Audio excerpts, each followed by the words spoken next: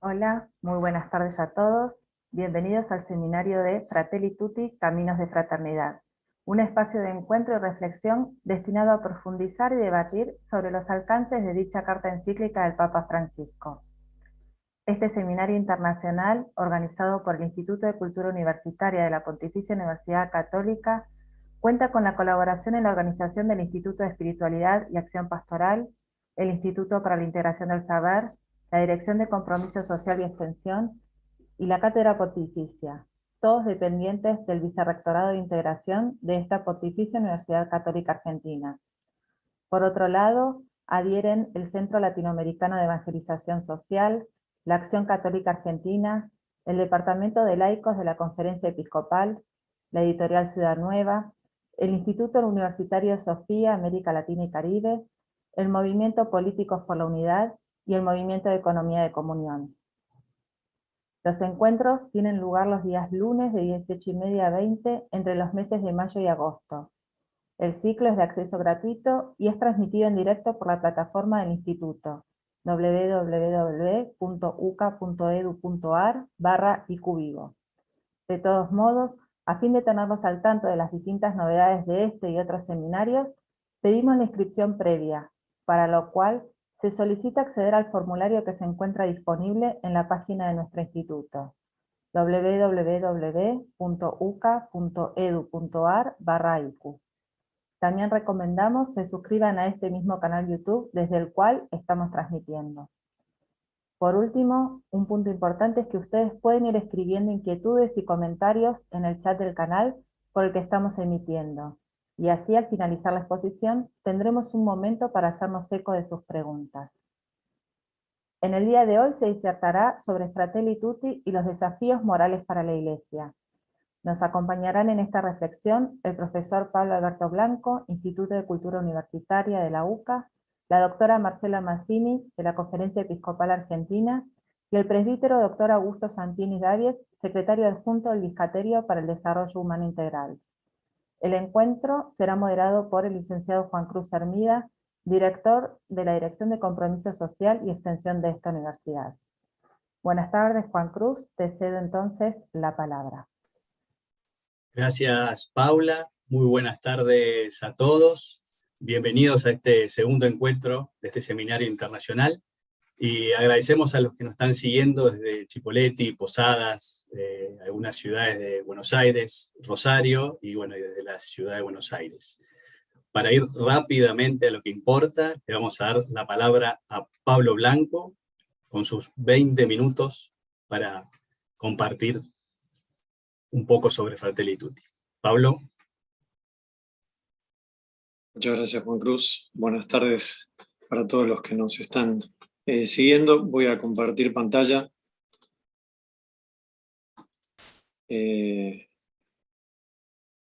Ustedes me dirán si ya se ve.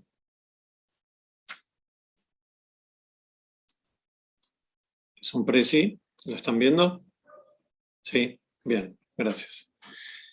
Entonces, para centrarme en estos 20 minutos y teniendo en cuenta el abordaje que van a hacer quienes me van a suceder en la palabra, mi presentación lo que intenta es hacer una contextualización del documento de Fratelli Tutti, que es el eje de este simposio internacional. Primero, en el marco de los proyectos morales, por llamarlos así, que han tenido lugar a lo largo de la historia, de una manera muy sintética. En segundo lugar, ver cuáles serían los aportes o las que haría, digamos, a delinear un proyecto moral al pensar del Papa Francisco desde ese documento. Y en tercer, dar unas 7 claves hermenéuticas como para pensar la transformación de la realidad y que seguramente después Augusto Santini nos podrá también iluminar en clave del trabajo que se está haciendo desde el Dicascaterio. Así que para no demorarme más en esto, avanzo, ¿no? Quiero arrancar con esta, perdón, porque ahí no se animó, a ver. Quiero arrancar con esta frase que todos recordaremos del del Urbi et Orbi del 27 de marzo de 2020, cuando el Papa Francisco, en esa plaza San Pedro desierta y lluviosa, prácticamente le habló a la humanidad, no solamente a los creyentes, ¿no? Y también a toda la Iglesia, como parte de esa humanidad. Y es interesante pensar que Fratelli Tutti estaba en elaboración, porque yo, sin conocer demasiado el calendario que llevó el desarrollo del documento, recuerdo que en el mes de febrero ya el Papa Francisco había adelantado algo sobre este documento. A lo mejor Augusto nos pueda dar más precisiones.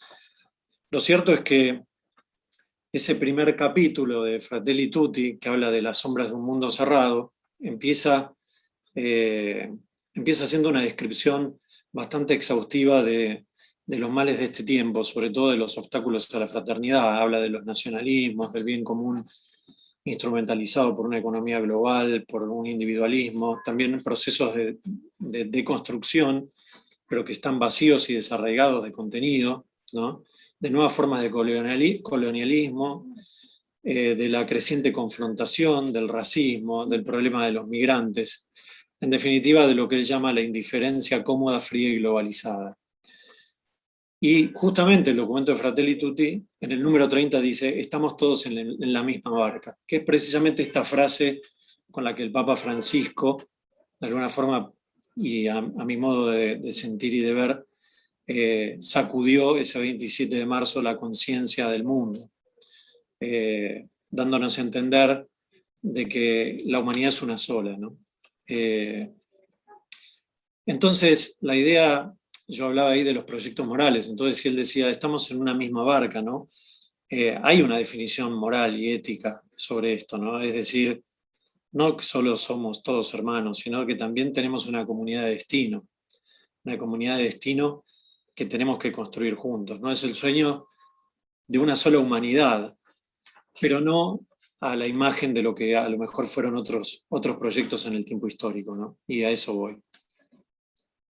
Porque si retrocedemos en la historia y vemos, o vamos a la etapa de la cristiandad, digamos, en aquel momento sí también teníamos una sola humanidad, ¿no? Un solo Dios, una sola iglesia, una sola moral social y personal, una humanidad donde la ciencia, la política y la fe estaban alineadas a un solo ideal, que era el ideal de Cristo, ¿no? Cristo Rey, Cristo Sacerdote.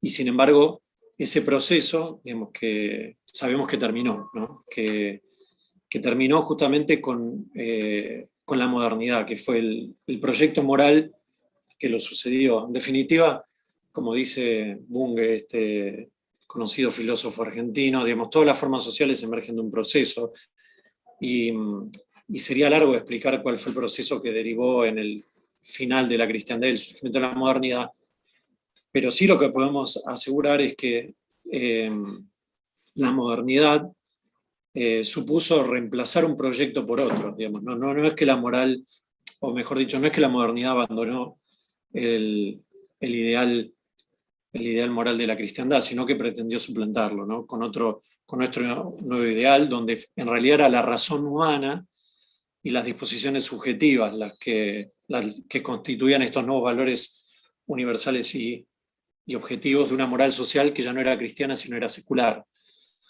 Pero también sabemos, digamos, que ese intento de la modernidad de alguna forma sucumbió. Esa promesa de la modernidad de que la razón todo lo podía explicar, reemplazando la superstición de la cristiandad por la racionalidad de la luz de la razón, tampoco fue posible, ¿no? En definitiva, lo que trajo la modernidad fue una gran desmesura antropocéntrica, como dice el Papa Francisco en Laudato Si. Y por lo tanto, cuando la modernidad encuentra sus límites, como diría Unamuno, en esa disolución racional del ideal de la modernidad, en realidad lo que termina aconteciendo es una exaltación del escepticismo, ¿no? Es decir, a esta crisis y contradicción de la modernidad, que supone que a un relativismo filosófico, ¿no? Donde no hay absolutos, un relativismo metafísico, que no existe una verdad ontológica inmutable, universal y cognoscible, Y finalmente un relativismo moral, ¿no? Que es que no existe el bien de forma objetiva y que por lo tanto no puede haber una moral universal, ¿no? Sino que lo que hay es una moral particular. De alguna manera, lo que yo creo es, a partir del magisterio del Papa Francisco, pero particularmente de Fratelli Tutti, hay una propuesta de volver a darle sentido a este proyecto, digamos, a un proyecto de hombre y de humanidad, que no es ni el proyecto de la modernidad ni el proyecto de la cristiandad, sino que supone la superación de estas aparentes contradicciones que se planteaban como antitéticas entre la modernidad y la cristiandad. El primer principio que yo creo es el de la unidad, que podemos identificar en el magisterio del Papa Francisco, pero también en Fratelli Tutti, es la unidad en la distinción, ¿no? Pensar una moral para el hombre, un proyecto ético para el hombre en el pensamiento del Papa Francisco, es pensar que tienen que convivir distintas formas de ver incluso distintos puntos de vista sobre esa doctrina. Lo importante es no caer, digamos, en esta mirada de el universalismo autoritario y abstracto, ¿no? Que de alguna forma pretende lograr una homogeneidad en vez de integrar la diversidad, ¿no? En vez de asumir lo diverso como complementario, es pensarlo como disonante, ¿no? Buscar en vez de la unidad la homogeneidad, ¿no? En segundo punto, la misericordia, que me parece que es un aspecto fundamental que el Papa Francisco rescata, ¿no? Una mirada de misericordia también al hombre y en su comprensión de la realidad, que es progresiva, ¿no?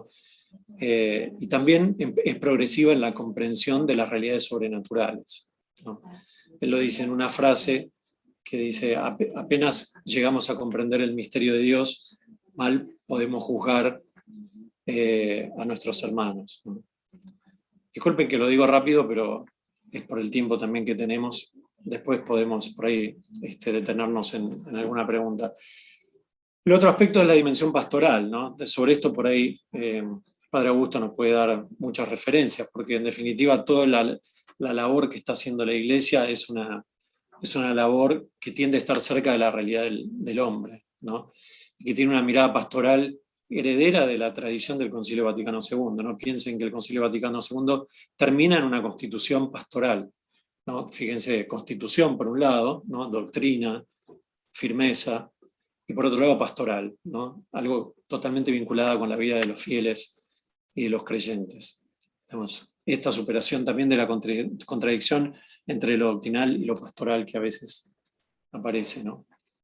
Sin duda, la dimensión de la fraternidad es la dimensión por excelencia de Fratelli Tutti, y el Papa Francisco lo dice en la introducción, que él dice que no pretende hacer en este documento de una doctrina social una doctrina sobre el amor fraterno, sino más bien resaltar la dimensión universal del amor, como clave política, como clave social, como clave hermenéutica, como clave para la humanidad.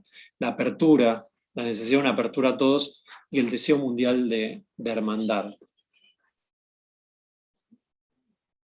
Y por último, la sinodalidad, ¿no? Algo de lo que también por ahí Augusto nos puede hacer referencia, porque está muy cerca, ¿no?, de todos estos procesos sinodales que el Papa Francisco va abriendo, pero que a mí lo que me interesa destacar o resaltar es que no se refiere únicamente a la sinodalidad como estilo de conducción de la Iglesia, ¿no?, sino también a la sinodalidad como un estilo de ser Iglesia, lo cual, ustedes saben, la palabra sínodo o sinodalidad refiere a un caminar juntos, una palabra de origen griego.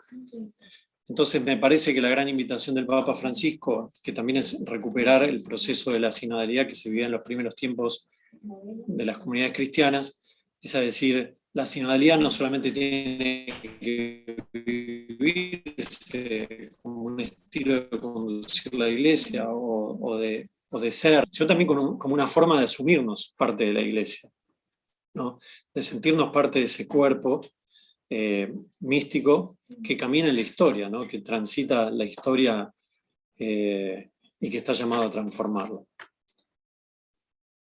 Entonces, yo creo que ahí hay, de alguna forma, como ciertos criterios que surgen del magisterio del Papa Francisco y particularmente de Fratelli Tutti. Pero yo quisiera dar algunas claves hermenéuticas que me parecen que son propiamente un aporte original del Papa Francisco, que recoge la tradición del magisterio latinoamericano, de sus conferencias episcopales y de la reflexión teológica también en América Latina y en la Argentina.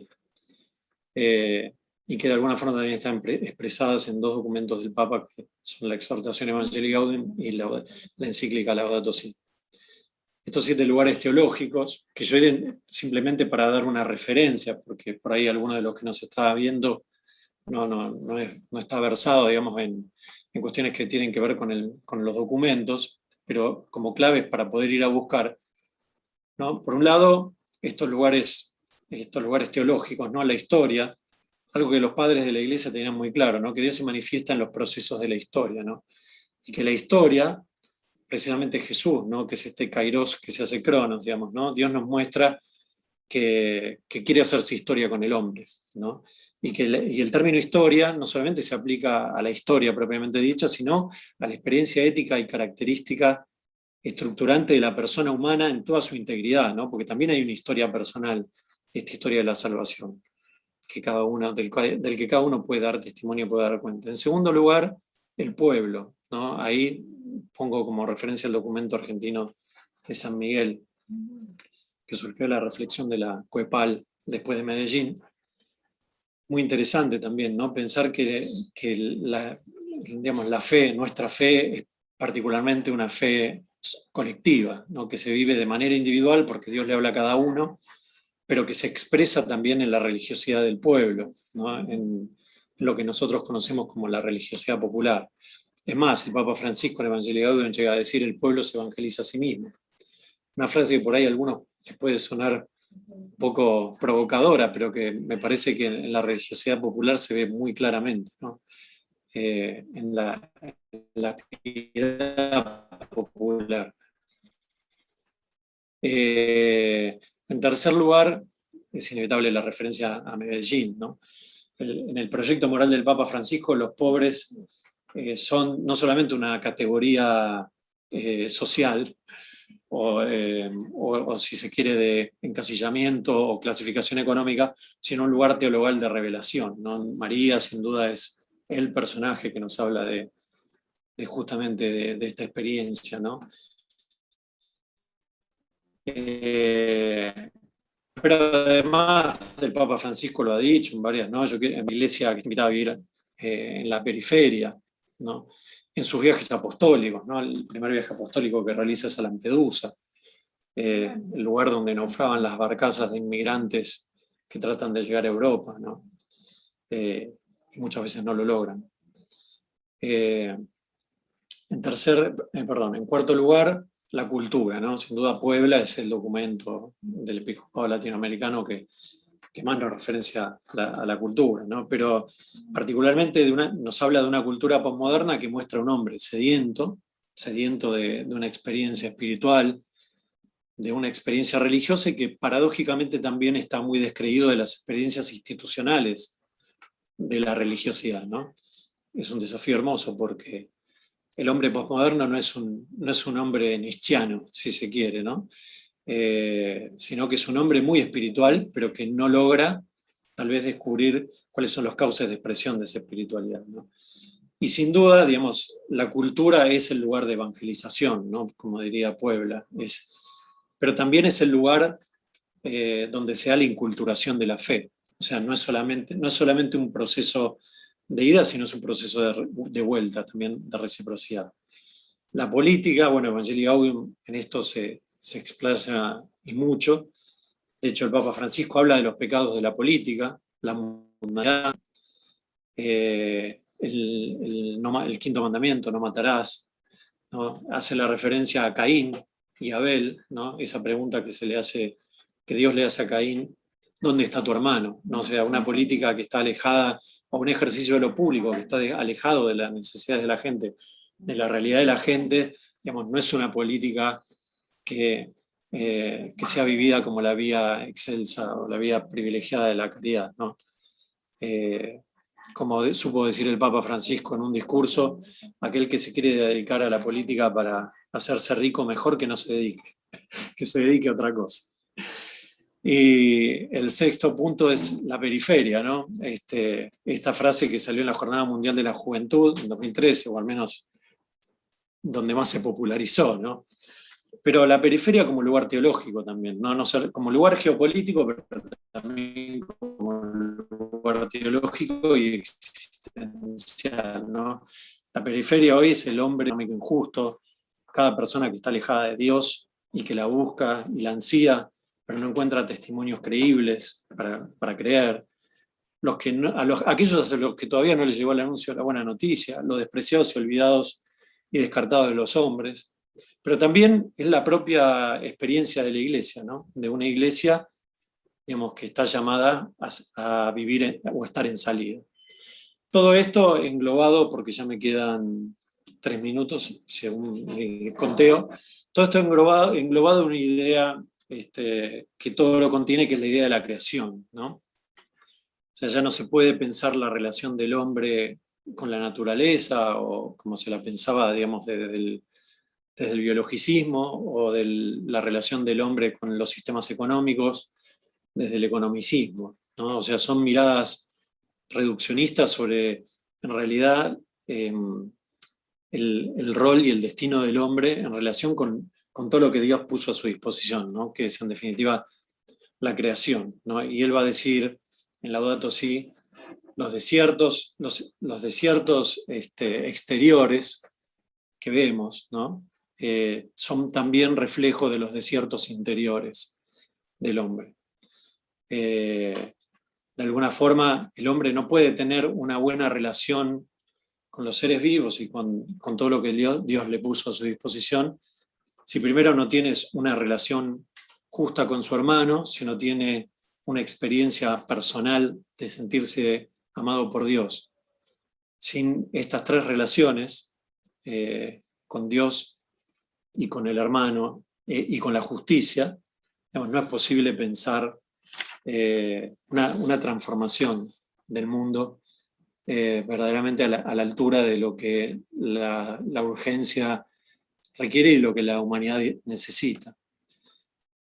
Entonces, finalmente, para concluir y tratar de estar en tiempo, quiero rescatar estas 3 frases del Papa Francisco de Fratelli Tutti en 3 números, que para mí dicen 3 cosas muy importantes a tener en cuenta. En primer lugar, la necesidad de que la Iglesia tenga un papel público, pero que no agote ese papel público solamente en actividades de asistencia o educación, y por otro lado, que tampoco dispute lugares que corresponden a lo que el Concilio Vaticano II llamaba las realidades temporales, digamos, ¿no? O sea, lo que corresponde también a los hombres, particularmente a los laicos comprometidos a hacer. En segundo lugar, que ningún horizonte de transformación puede estar alejado de la caridad, ¿no? O sea, no se trata solamente de transformar sistemas o de reemplazar ideas por otras ideas. Digamos, en definitiva, digamos, la mirada de la caridad, que es el horizonte más profundo del hombre, es fundamental, ¿no? Para que esa transformación sea una transformación que verdaderamente integre y no expulse. Y por último, entender que todos los procesos, esto lo decía también en Evangelii Gaudium, todas las transformaciones, mejor dicho, son resultado de procesos que hay que desatar e impulsar, pero que no están, pero que no se pueden fabricar en escritorios o despachos, ¿no? O sea, en definitiva, la Iglesia tiene que ir a la periferia, como dice el Papa Francisco. La Iglesia tiene que ser esta Iglesia que él dice: prefiero que sea accidentada por hacer que cómoda, ¿no? E inmaculada, ¿no? Por no hacer. Así que bueno, en principio, y para no extenderme el de tiempo, dejo acá simplemente como un disparador, ¿no? No para cerrar nada, sino al contrario, para abrir y también escuchar lo que nos puedan aportar quienes me van a seguir en la exposición. Muchas gracias. Muchas gracias, Pablo, por tus palabras y por tu tiempo. Realmente un relojito, gracias. Ahora vamos a escuchar a Marcela Mazzini, que tiene su tiempo de 20 minutos para después seguir compartiendo entre todos. Marcela. Muchas gracias a todos por estar allí. Gracias, Pablo, por esta introducción que nos hiciste al pensamiento del Papa, para que ubiquemos también Fratelli Tutti en el pensamiento del Papa, en el mensaje del Papa, en su magisterio. Yo también les voy a compartir un PowerPoint para que miremos juntos. Bueno, les voy a hablar un poquito de lo que entendemos es el corazón de la encíclica, ¿no es cierto? Que es el capítulo 2, que podemos decir está entre el capítulo 1 del mundo cerrado, las sombras de un mundo cerrado, y el mundo que a partir del capítulo 3 es la propuesta del Papa de un mundo abierto, ¿no es cierto? El corazón de la encíclica nos habla de este tema, de la fraternidad, de la compasión, expresado en la figura, en la parábola del buen samaritano que él toma como eje y que recorre, ¿no es cierto?, su reflexión. Bueno, ¿por qué hablamos de espiritualidad y a qué me refiero con espiritualidad? Bueno, la espiritualidad es una dimensión humana, ¿no es cierto?, en la que experimentamos sentido, conexión y trascendencia. En esta perspectiva, todos los seres humanos desarrollamos de alguna manera nuestra espiritualidad, cuando intentamos darle sentido a nuestra vida, conectarnos con los demás, ir más allá de lo que hacemos puntualmente. Pero para nosotros los cristianos la espiritualidad es sobre todo la vida en el Espíritu, la vida en el Espíritu Santo. ¿Y a qué nos impulsa la vida en el Espíritu Santo? A la caridad, ¿no?, que es la síntesis de la perfección, diría Pablo, que Jesús pone como prueba de su seguimiento, ¿no es cierto?, y en la que seremos declarados fieles o no a su mensaje. Bueno, la encíclica nos plantea la espiritualidad, la fraternidad y la compasión, y pone en el centro la dignidad de todo ser humano, ¿no? Y si todo ser humano es digno, ustedes saben que la palabra dignidad etimológicamente significa valor, si todo ser humano es valioso, y si nos tenemos que mirar unos a otros desde nuestro valor intrínseco, la consecuencia necesaria es la fraternidad universal y al mismo tiempo la compasión hacia los más frágiles, porque a veces esta dignidad está oscurecida. ¿Oscurecida por qué? Por esas sombras de un mundo cerrado, ¿no? Los discípulos de Jesús estamos llamados a que ese valor de cada hermano, de cada hombre, de cada mujer, resplandezca y sea reconocido. Muy bien.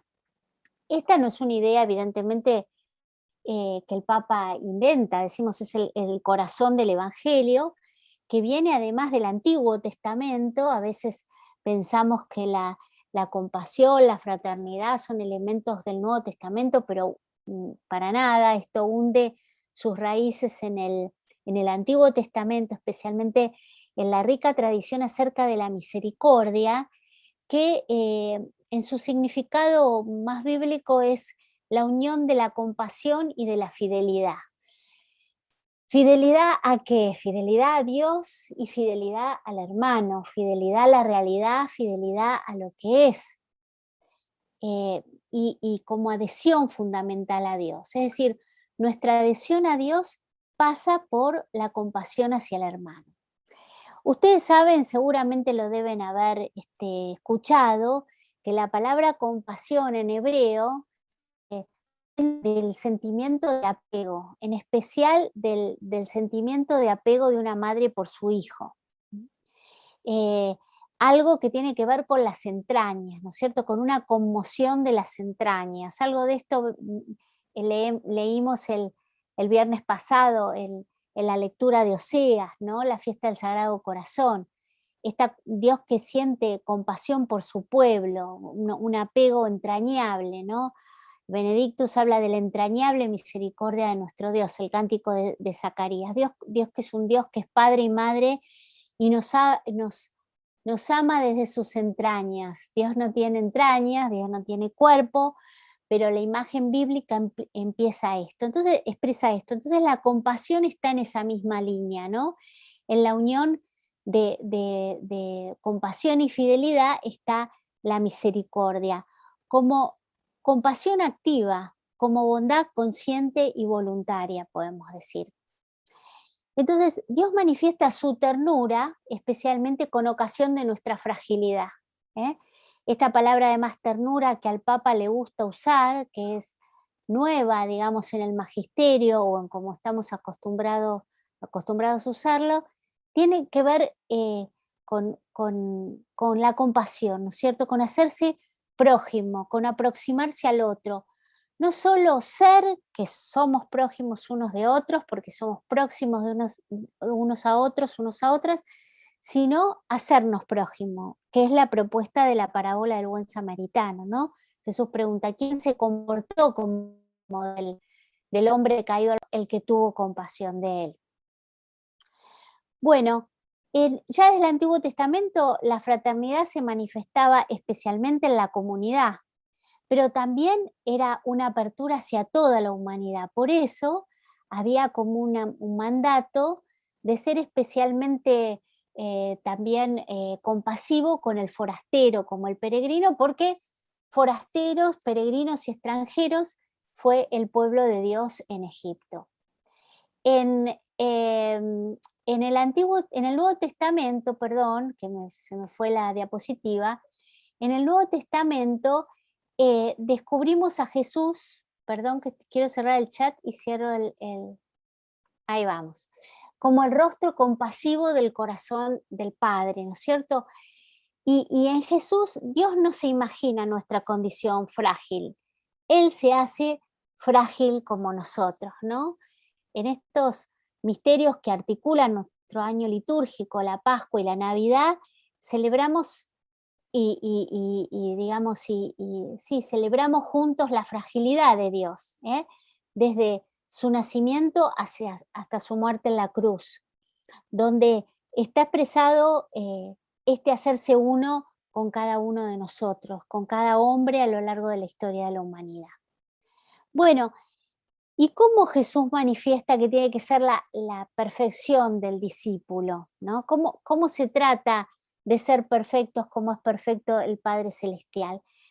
Precisamente esta perfección no se expresa al modo griego, sino que se expresa al modo bíblico como compasión hacia nuestros semejantes, volvernos misericordiosos como el Padre es misericordioso, ¿no?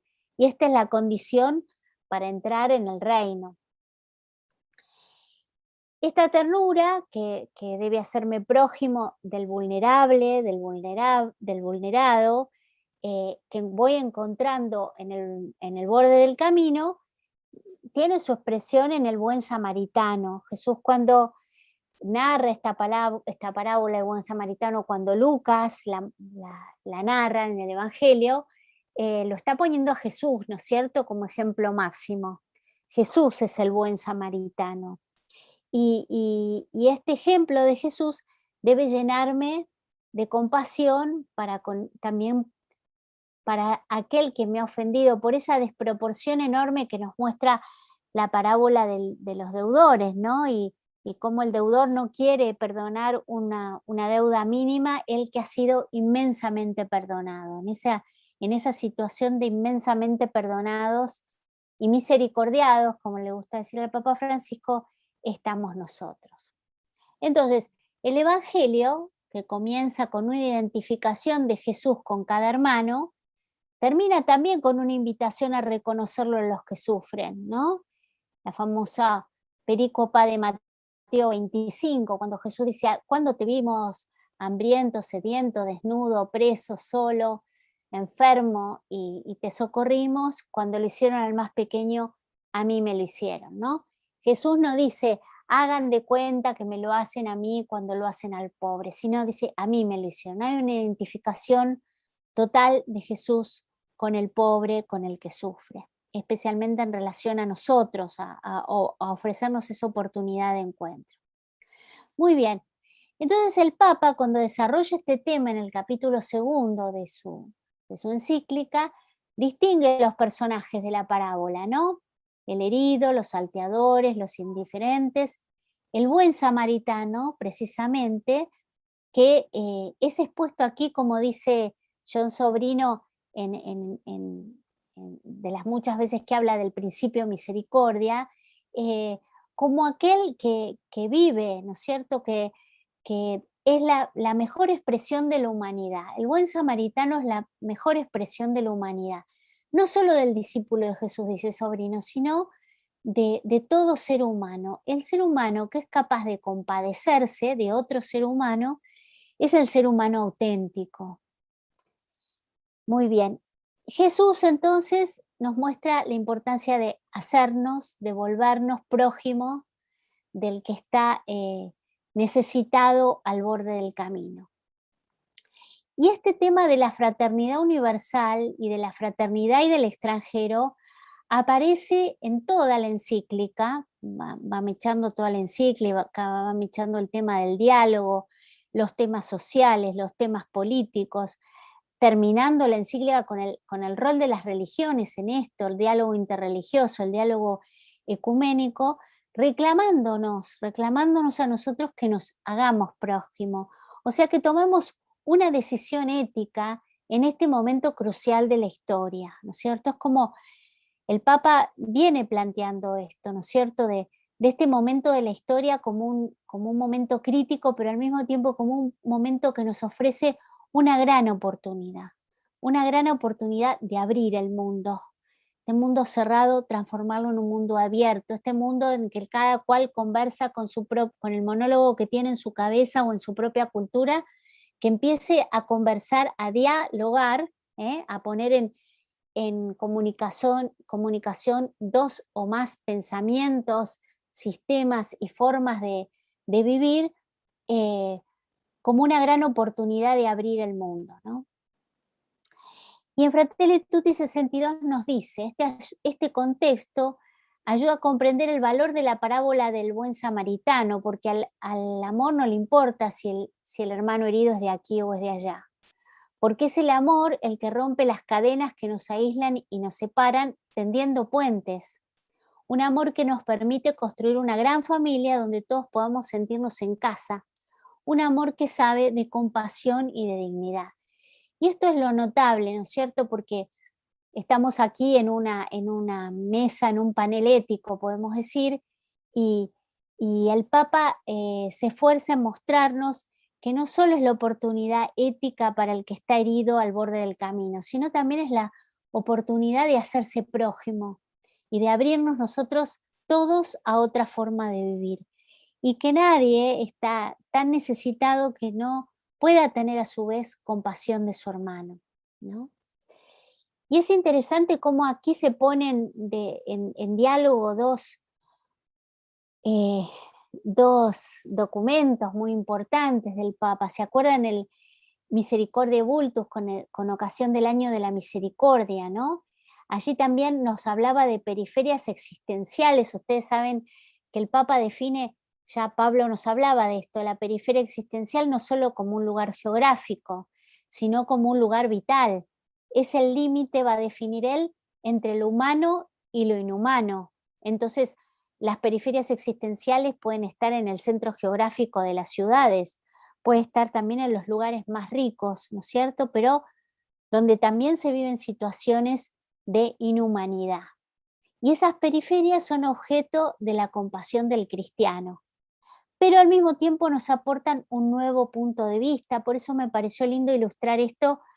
Esto, ustedes saben, es el lugar donde las hermanas de la caridad, las hermanas de la Madre Teresa, higienizan a los enfermos, tienen un retrato de Jesús y dice el cuerpo de Cristo, ¿no es cierto? Como para que las hermanas se recuerden que cuando están tocando, limpiando, higienizando a estos enfermos, están tocando el cuerpo de Cristo.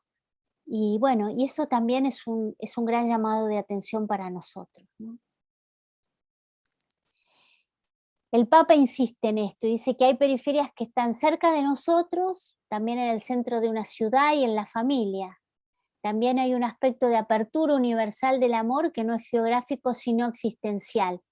Y nos habla de apertura. Es muy lindo el documento porque abre, ¿no es cierto? se esfuerza en ir trazando círculos, como estos círculos que hacemos cuando tiramos una piedra en el agua, cada vez más grandes, cada vez más grandes.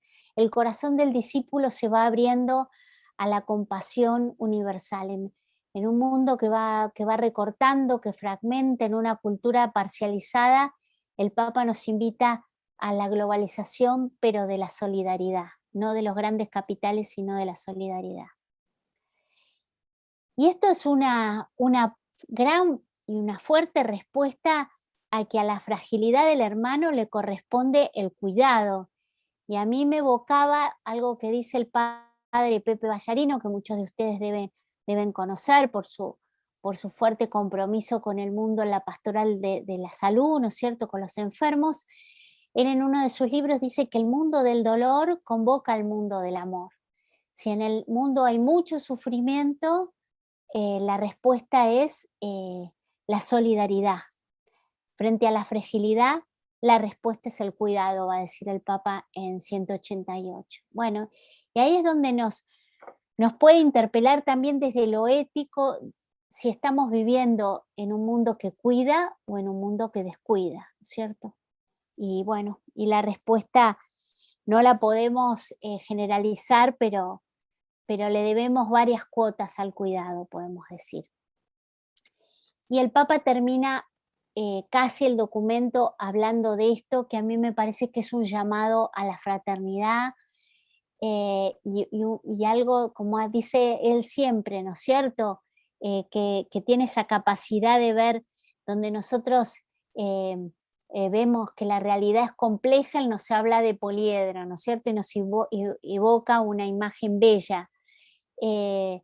Pero aquí, terminando la encíclica, también nos invoca y nos evoca una imagen que es muy inspiradora, ¿no? El Evangelio como música. Si la música del Evangelio deja de sonar en nuestras casas, en nuestros trabajos, en nuestras plazas, en la política y en la economía, habremos apagado la melodía que nos desafiaba a luchar por la dignidad de todo hombre y toda mujer. Otros beben en otras fuentes, lícitas por cierto. Para nosotros, ese manantial de dignidad humana y de fraternidad está en el Evangelio de Jesucristo. Bueno, así que el Papa nos invita a no apagar esa música, ¿no?, a hacerla sonar y a ofrecerla al mundo, no imponerla, pero a ofrecerla. Otros tienen otras cosas para ofrecer, o este mensaje de fraternidad desde otras fuentes. Nosotros lo podemos hacer desde el Evangelio. Bueno, muchas gracias por la atención, y lo vamos a escuchar ahora a Augusto, que nos va a dar una perspectiva realmente universal. Muchas gracias.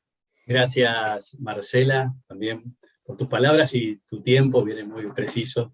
Ahora le vienen metiendo mucha presión a Augusto, los dos panelistas, pero bueno, Augusto está en Roma, está cansado, pero bueno, nos va a dar todo lo suyo para que, bueno, nos abra un poco también y compartir, ¿no?, sus vivencias cercanas sobre, bueno, cómo se gestó esto y lo que están haciendo desde el dicasterio. Augusto. Muchas gracias. No sé si se puede ver la pantalla. ¿Se ve? Ok. Entonces, voy a tratar de no apagar la música y hacerla sonar. Pero yo quiero partir que, gracias a Pablo por la magnífica síntesis de ubicar a la Fratelli Tutti dentro del magisterio moral social de la Iglesia, ¿no? No solo de Francisco, y a Marcela por esta fascinante ponencia sobre el corazón, no solo del Fratelli Tutti, sino también del Evangelio y cómo nos puede tocar para cambiar. Pero yo quiero recordar que el Fratelli Tutti, como es una encíclica social, sigue la línea de la metodología, ver, juzgar, actuar o escuchar, discernir, analizar y proponer reglas de acción, como lo hizo en Laudato Si. ¿Y por qué es tan importante? A mí la gente me dice, ¿por qué te gusta hablar de la metodología? En realidad no me gusta hablar de la metodología, pero es que si no, es que esta metodología latinoamericana viviendo en Europa desde hace años, es importantísima, porque si no, no se puede cambiar la realidad. Es muy simple la metodología, pero es muy sabia. Entonces, en el mundo de hoy, ¿qué ocurre para poder hacer sonar esta música que decía Marcela, para poder vivir esta iglesia que decía Pablo? Tenemos que aceptar la realidad, y eso es una condición básica para entender Fratelli Tutti. Y no voy a explicar todo, pero digo, ¿qué es lo que ocurre en una síntesis? ¿Qué es lo que preocupa o que hace que nosotros tengamos un mundo tan cerrado?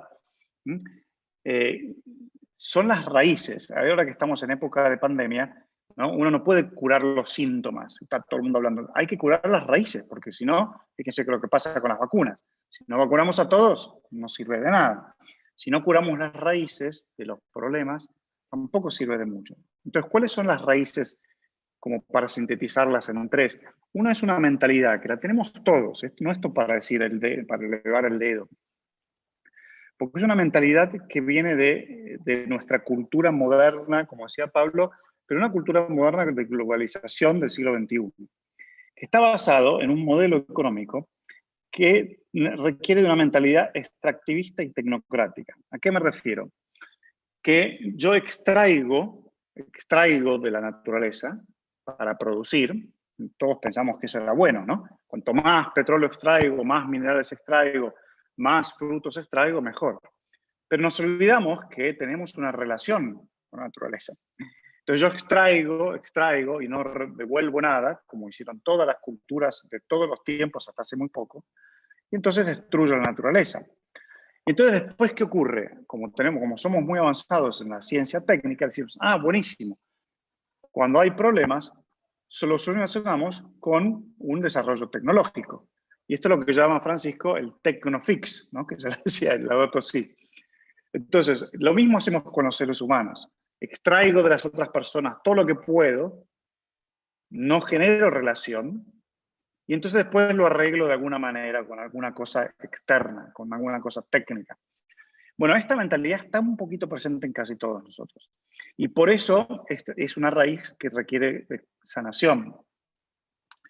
Otra mentalidad es, eso es una raíz. Otro de los problemas es este mundo quebrado. Es increíble, hay unos textos muy bonitos de Fratelli Tutti, donde explica que vivimos en una cultura muy, muy cercana, pero que nos sentimos muy solos. Y es un mundo quebrado. Y el ejemplo más grande está por la globalización de la indiferencia, que es una frase que repite en Fratelli Tutti, lo explica mejor, pero yo la había dicho también en Laudato Si. ¿Cómo puede ser que hoy sabemos todo lo que ocurre a la gente más vulnerable? Y ya es como que nos acostumbramos, es como que tenemos una coraza. Entonces yo sé que nada más hay 1%, 2% de gente vacunada en toda África, pero no me importa. Y sé que si África no se vacuna, no vamos a salir nunca del coronavirus. Pero es como... Yo sé, están todos los diarios, que los gobiernos más poderosos no están invirtiendo en pleno coronavirus, en plena pandemia, en armamentos, en vez de invertir en salud. Y ya es como que, no sé si a ustedes le pasa, porque lo digo no para quejarme de otros, a mí también me pasa, es como que ya uno lee el diario con atrocidades terribles y como que ya tiene una coraza. Entonces, en un mundo quebrado, pero hiperconectado, lo que ocurre es una indiferencia globalizada. Y eso es un problema de raíz que también necesita curar si queremos ser todos hermanos y hermanas. Y otro tema que se puede también sintetizar es el consumismo, que también esto nadie puede levantar el dedo para acusar a otro. Nadie puede tirar la primera piedra acá. Y yo tampoco. Una cosa es el consumo, que está bien, pero el consumismo es donde es una obsesión por el consumo. Un consumo desordenado, un consumo de lo no esencial, un consumo de lo no importante, un consumo totalmente irracional o desproporcional. Y un consumo así genera necesariamente que se produzcan cosas y se consuman cosas que se tienen que tirar. Y esto es la cultura del descarte. Pero fíjese qué buena analogía, no es linda, es fea, pero es una buena analogía. Consumimos, O sea, extraemos, producimos de más, consumimos y descartamos. Y un ejemplo, lo digo para utilizar el ejemplo de la raíz, un ejemplo terrible de esto es lo que ocurre en el mundo de los alimentos, en el mundo agropecuario, o en el mundo de producción de alimentos en general, porque también puede ser en el mundo pesquero. Producimos alimentos para 3 planetas. La mitad del planeta se muere de hambre, pero además lo producimos de un modo que estamos destruyendo el planeta, la fuente de alimentos. Pero nunca hubo un récord de descarte de alimentos como hoy. Esto es una cosa increíble. Esto lo digo porque no solo es un grito al cielo de injusticia, esto revela estas enfermedades de raíz que tienen un común denominador, que el Papa lo dice en Fratelli Tutti, que es el virus del individualismo. Y él dice, el individualismo es el virus que es uno de los más difíciles de erradicar. Y fíjese que están conectados con esta, porque es el individualismo de no aceptar que estoy en relación, es el individualismo de tecnología que está al servicio de poner parches y no de producir bien, es el individualismo de no serme prójimo, como enseña Marcela, como rescatando el mensaje del buen samaritano. Es un individualismo de descarte. Y entonces, esto es importante decirlo, no para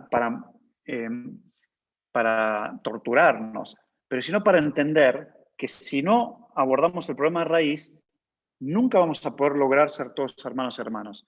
Esta es una encíclica de la paz, de la paz social, pero para la paz social hay que resolver los conflictos, y estos son los raíces de los conflictos, entre otros, pero yo los resumí un poco así. Entonces, ¿qué es lo que surge del fruto de estas raíces podridas, digamos? Surgen crisis política y económica, surge la crisis ecológica, que quizás la más grave, y surge la crisis del COVID, porque el modo en que destruimos la biodiversidad, surgen estos virus, el modo en que tratamos, y cada vez van a surgir más. Pero fíjense, entonces, en vez de tapar los agujeros de la crisis, hay que ir a las raíces. Perdón que me extiendo con esto, pero si no... entonces, refuerzo algo que ya dijeron los anteriores ponentes. Esta es una crisis tal, que es una crisis de tal magnitud que en realidad es una oportunidad única. Única para hacer crecer algo nuevo. Algo nuevo, distinto, en parte porque no nos queda otra, pero porque en parte es buenísimo que no nos quede otra. No podemos salir, Pablo decía, estamos todos en el mismo barco. Bueno, es más o menos, ¿no? Porque en realidad hay algunos que están en un transatlántico y otros que están en unas barquitas. Pero en el mismo barco en el sentido que no se puede salir de esto juntos. El virus es el que demostró que somos todos hermanos y hermanas. Y por lo tanto, si no hay una solución de todos hermanos y hermanas, no vamos a poder sanarnos. Pero también lo mismo ocurre con otros elementos sociales que voy a hablar. Entonces, la Iglesia tiene una oportunidad única para hacer, junto a otras religiones, como dijo Marcela, porque el Papa es bien claro ahí, para proponer y construir un mundo más fraterno y más justo, algo nuevo, preparar el futuro, nos dice el Papa en la Comisión Vaticana COVID. No prepararse para el futuro. Esto va a ser terrible. Preparar el futuro, hacer algo nuevo, juntos. Y entonces, eso implica algo yo estoy muy contento de haber escuchado a Marcela, que siempre lo escucho con alegría y con asombro y con admiración, pero ella planteaba la dimensión espiritual. Es que no se puede entender Fratelli Tutti sin esa dimensión, pero tampoco se puede entender porque lo que necesitamos es un cambio de raíz. Nosotros lo decimos conversión, pero cambio de raíz. Esas raíces podridas que yo mostraba en mi anterior slide, eso es lo que hay que sanar o cambiar. No se puede, y para eso se requiere de mucha espiritualidad, porque está dentro nuestro. Esa mentalidad, esa cultura, no es algo que se puede cambiar fácil. Y por eso nunca la Iglesia y otras estuvimos tan solicitados por todos los organismos internacionales para ayudar a combatir estas crisis. ¿Por qué? No es que nosotros tenemos la solución, pero saben que tenemos una espiritualidad capaz de sanar las raíces que la producen. Entonces esto me lo salteo porque ya lo explicó Marcela. Pero voy a por ahí quizás añadir algo, algo interesante de la dimensión espiritual que requiere conversión. Que es una palabra que está en Fratelli Tutti interesante, que es agasosune, ¿no? Benevolencia, que significa esto de buscar lo bueno, el bien del otro. Tan importante también para Argentina, ¿no? Estamos siempre buscando cómo meterle la pata al otro, ¿viste? O sea, es que eso no nos hace más humanos. ¿Cómo buscar el bien del otro? Y no podemos dejar de decir que el deseo y la búsqueda del bien de los demás y de toda la humanidad implican también procurar una maduración de las personas, por supuesto, los individuos, y de las sociedades, ¿no? Esta dimensión de pueblo que rescata, ¿no? Francisco, de las personas y de las sociedades en los distintos valores morales que lleven a un desarrollo humano integral. Y allí voy por ahí a hablar.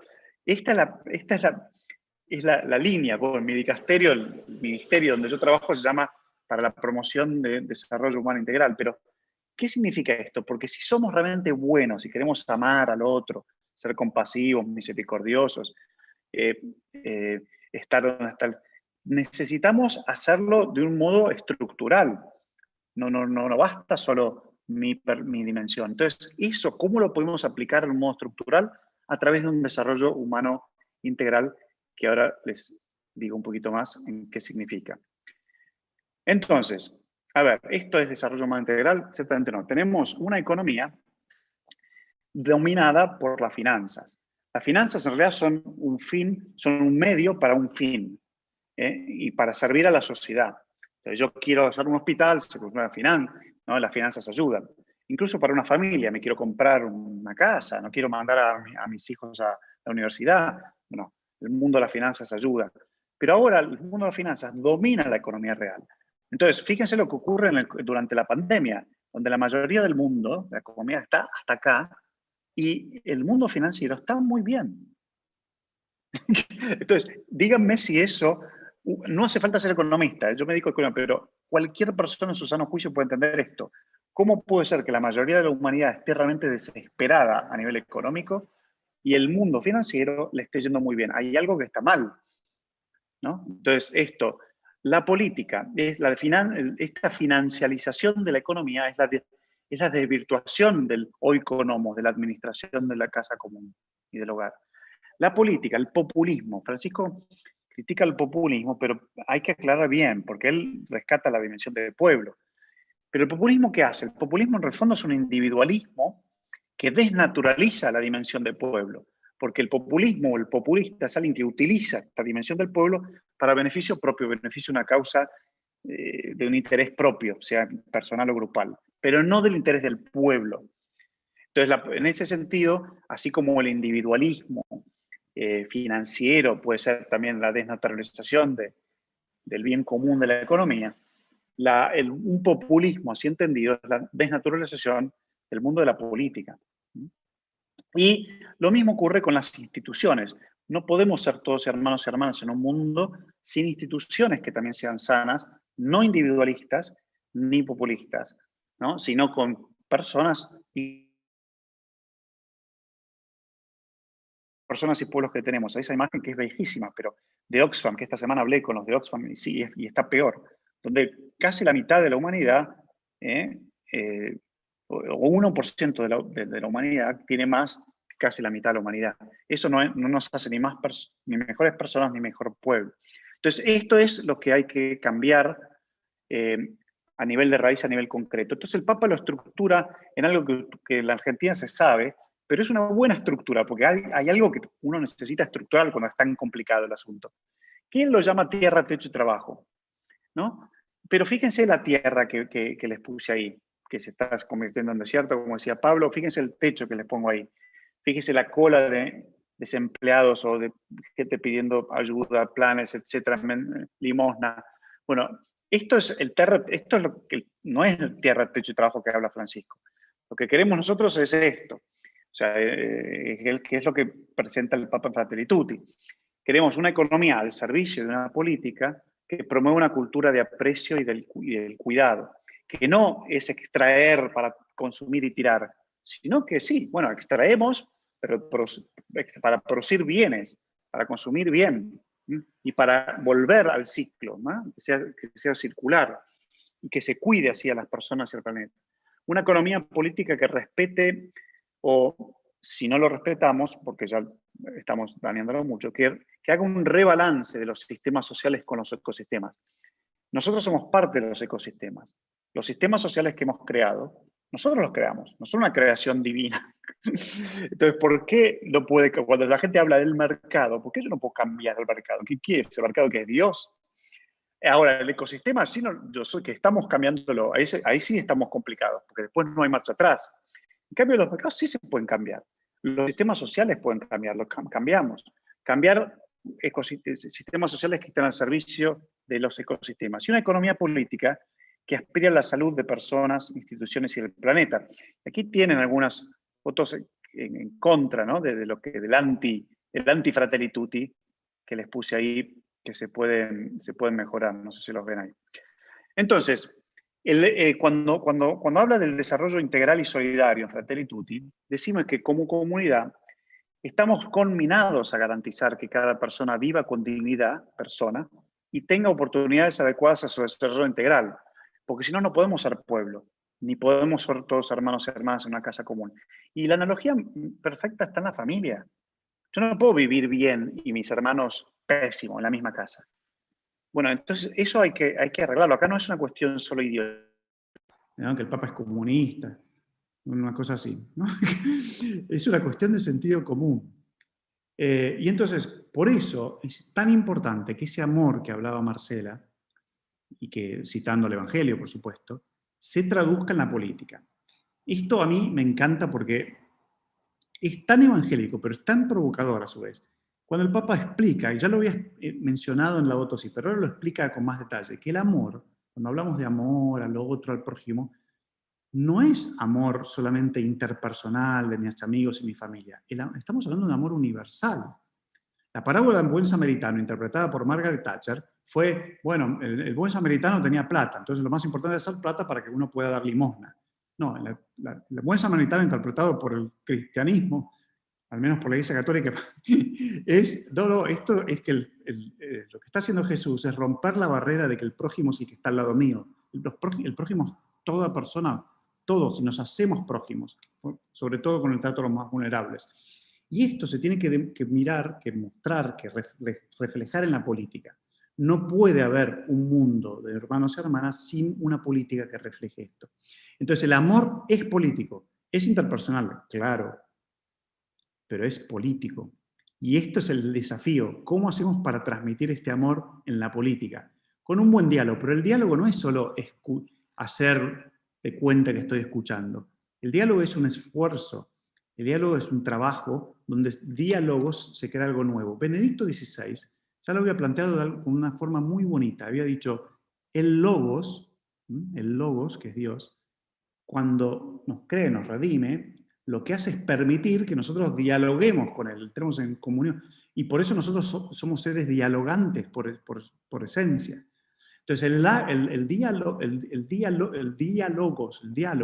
es encontrar lo mejor de la otra persona, la esencia de la otra persona, y que nuestro encuentro, esta cultura del encuentro, no de indiferencia, salga algo nuevo, ¿no? Por eso, y el diálogo no se puede hacer con el más poderoso imponiéndose. Entonces, esto es muy importante para promover las líneas de acción, que de nuevo, entonces está tierra, techo y trabajo como un nuevo marco para una economía diferente, el diálogo como signo de amor político, y la gobernanza, porque con el tema de las instituciones. No podemos creer que todo puede depender de una buena voluntad.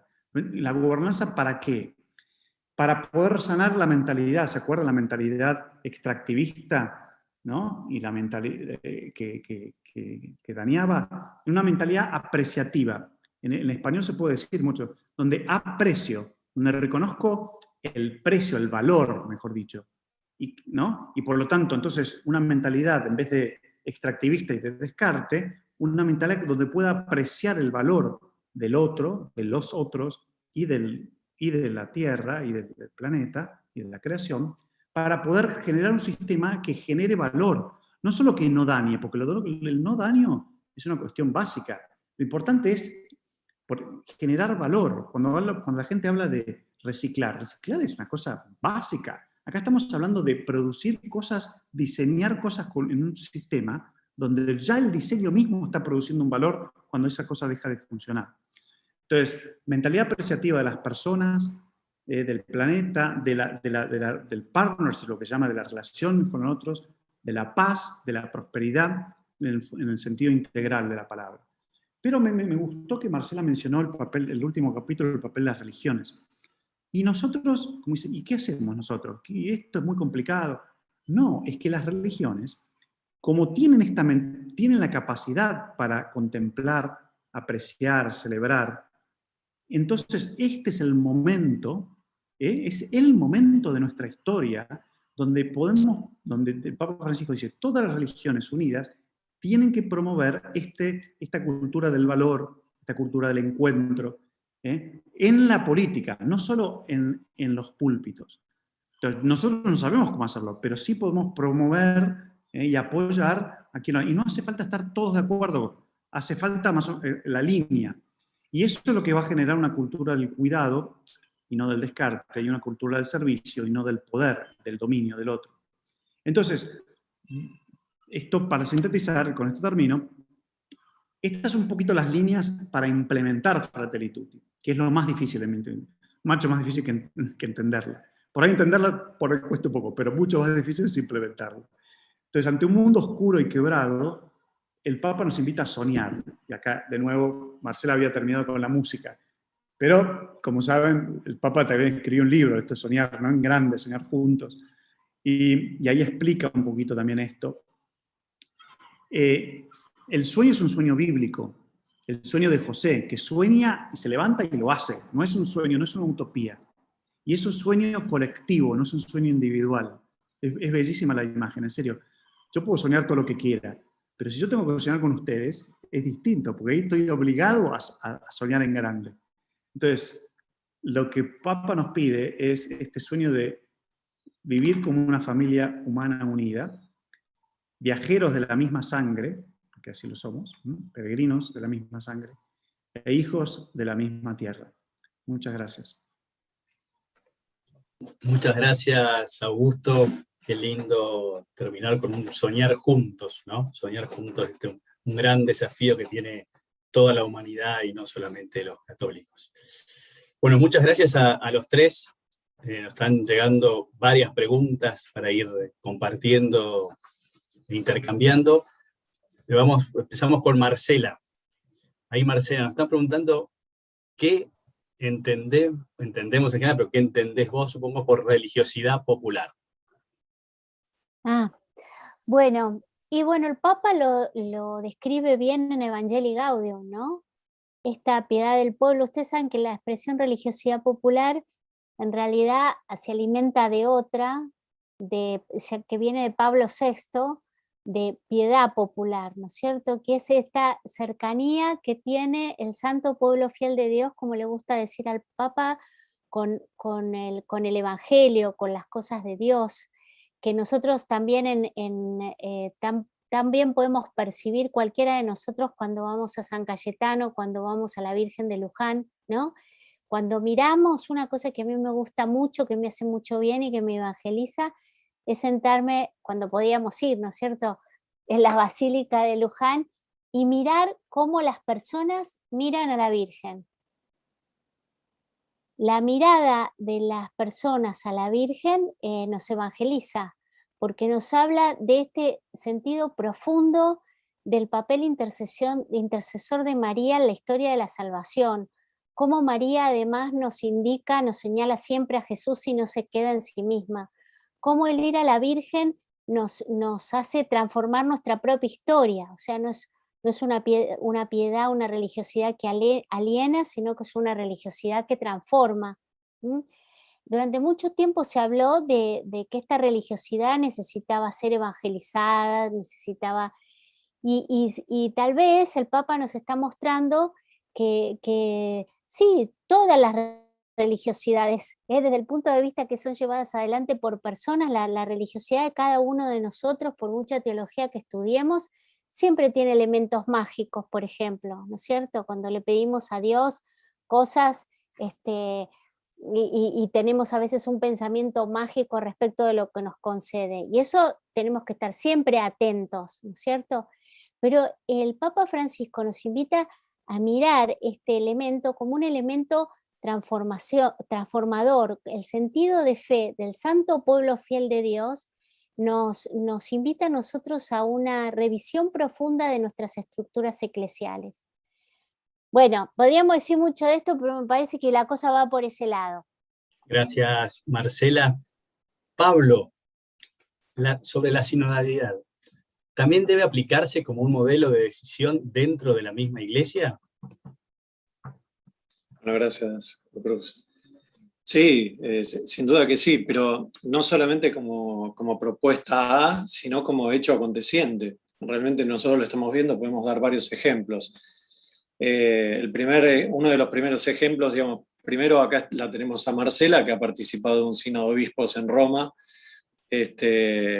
y bueno, no solamente es un nivel de decisión dentro digamos, del nivel de los obispos, sino también con participación a los laicos, ¿no? Pero también tenemos otros ejemplos, como por ejemplo el sínodo de la Amazonia, ¿no? Donde además de participar los obispos del lugar, también participaron representantes de los pueblos indígenas de la Amazonia, participaron sacerdotes que estaban trabajando en la evangelización en el territorio, participaron laicos, ¿no?